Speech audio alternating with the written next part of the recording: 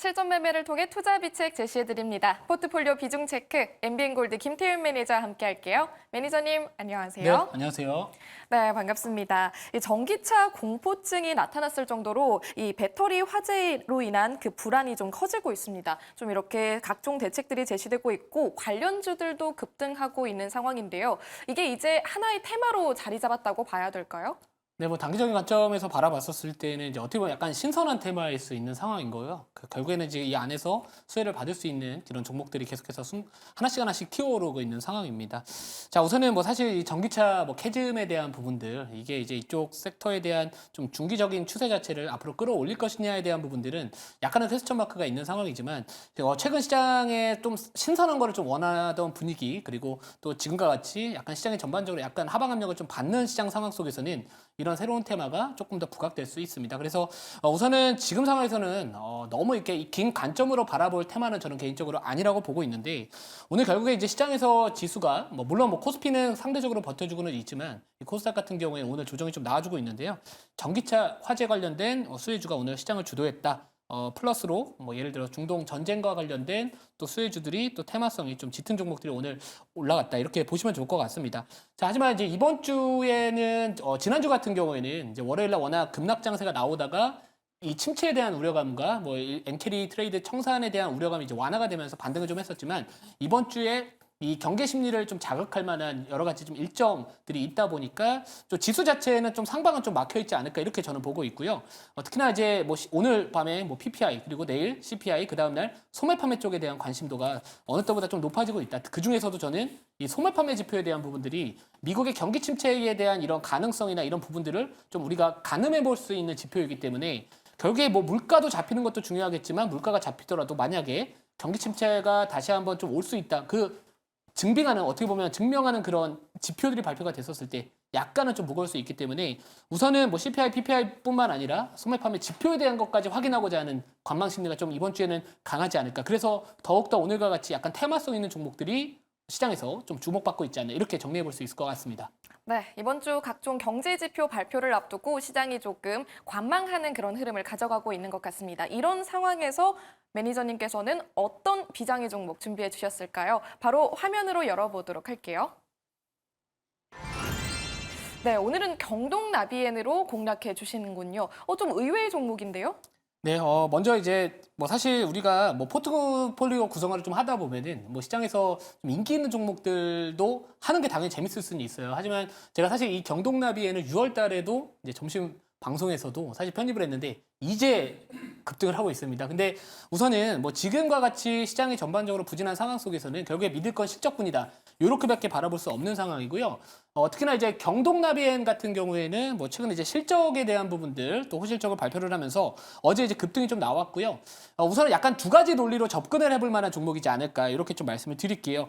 특히나 이제 북미 쪽에 대한 이런 이 수출세가 좀 상당히 좀 잘 나와주고 있다라고 보시면 될 것 같은데, 이 북미 시장 쪽에서 이제 고효율 탱크리스 온수기 쪽 관련해서 이제 마켓시어, 이 시장 점유율을 현재 지금 1위를 기록 중에 좀 있습니다. 시장 점유율이 한 약 40% 정도 된다라는 이야기들이 나와주고 있고, 또 2분기에도 마찬가지로 호실적이 나올 수밖에 없었던 이유는 이 북미 양수출 호조로 인해서 이제 어닝 서프라이즈가 나왔다, 이렇게 정리해 볼 수 있을 것 같은데, 사실 이제 단기적으로 주가가 급등을 하면은 사실 이게 밸류에이션상 매력도가 있냐 없냐에 대한 접근을 또 해야 될 때가 있거든요. 근데 과거의 동사가 이 중국발 모멘텀으로 인해서 이 주가가 좀 급등을 했었을 때 그 당시에 퍼는 한 20배 정도 초반 정도였습니다. 하지만 지금 상황에서는 10배 정도 초반 수준이 있기 때문에 사실 주가가 많이 올라갔을지라도 실적 기반과 대비해서 바라봤었을 때는 과거 대비 확실히 멀티플에 대한 부담감은 지금 좀 상대적으로 없다라는 부분들이 좀 있고요. 차트 한번 제가 보여주시면은, 자, 차트 한번 보여주시면 우선은 그동안 좀 뚫지 못했던 가격대, 이 동그라미 치는 부분을 이제야 좀 뚫고 올라가고 있습니다. 물론 처음부터 큰 비중을 담는 건 당연히 이격 자체가 높은 상황이기 때문에 꼭 분할 관점에서 접근을 해야 되는 종목이다라고 좀 말씀을 드리고요.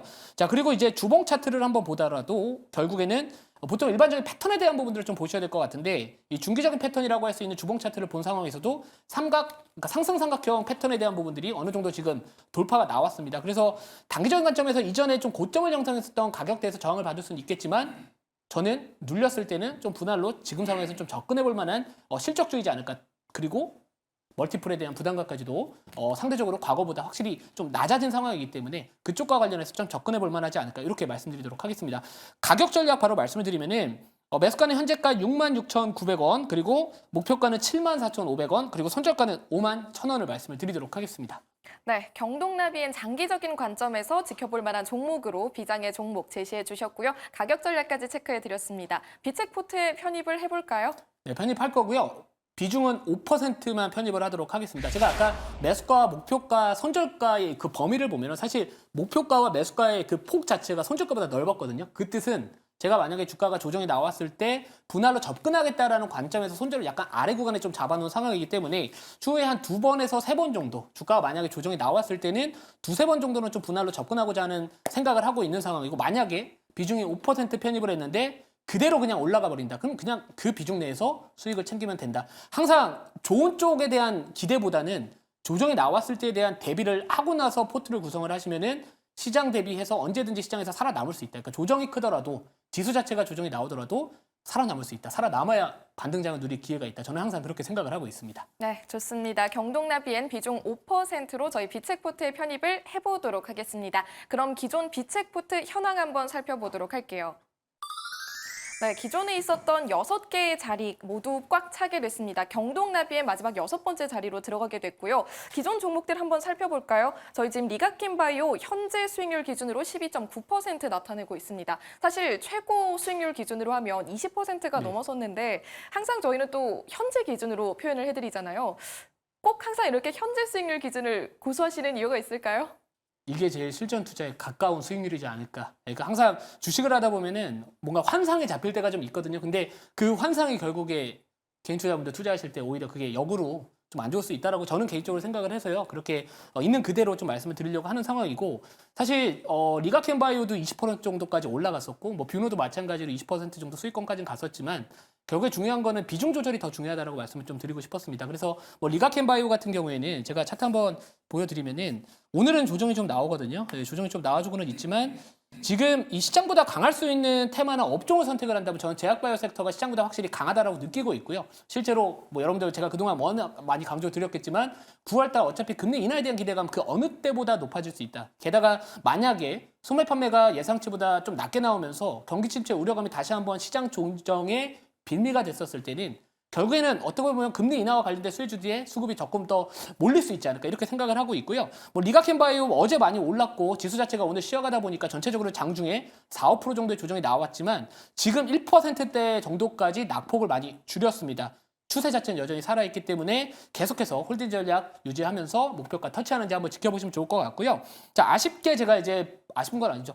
포트에 편입하지는 않았지만 어제 제가 말씀드렸던 이 코리아 FT에 대한 부분들도 접근을 좀 해본다면은 말씀을 드린다면은 사실 이 코리아 FT 같은 경우는 대표적인 하이브리드 관련된 종목입니다. 뭐 캐니스터 쪽 관련해서 이 하이브리드 자동차의 시장의 성장과 함께 수혜를 받을 수 있다라는 논리로 접근해 보면 좋을 것 같은데 자 오늘 시장에서 제일 핵심 키워드는 사실상 전기차 화재와 관련된 이슈들이었습니다. 뭐 실제로 전고체 배터리나 이런 한농화성이나 이수 스페셜티 케미칼 이런 종목들이 좀 올라갔지만 어제 같은 경우에 코리아 FT도 이 하이브리드 차에 대한 수요가 앞으로 증가하지 않을까 이런 관점에서 접근을 해보시면 좋을 것 같은데요. 뭐 지금 자리도 저는 나쁘지는 않다라고 보고 있고 실제로 어제 장대 양봉이 나온 상황에서도 오늘 나름대로의 이 아랫꼬리가 좀 달리면서 약간 도지형 캔들에 대한 가능성 좀 있는 상황이기 때문에 이런 종목들은 지금도 매수해서 약간 단기적인 관점에서 전기차 화재와 관련된 수혜주로서 한번 공략을 해보시면 어떨까 이렇게 말씀을 드리도록 하겠습니다. 네, 어제 비장의 종목이었던 코리아 FT 리뷰 도와드렸고요. 저희 기존에 있었던 종목들도 잠시 표현해 드렸습니다. 자, 지금 저희가 5개의 종목들 현재 가지고 있었는데요. 누적 수익률 7% 보이실 겁니다. 이 현재 수익률 기준이라는 점 참고해 주시면 좋겠고요. 현재 지금 비중은 현금 60%, 주식 40%로 가져가고 있는데요. 조금 시장을 보수적으로 보시는 걸까요? 아직 현금 비중이 좀 많아서요. 네, 저는 이번 주까지는 약간 조정이 좀 나오더라도 사실 이상할 시장은 아니라고 보고 있거든요. 지난주에 워낙 월요일날 많이 빠졌고 화요일, 수요일, 목요일까지 어느 정도 반등이 좀 나왔습니다. 월요일까지도 마찬가지고.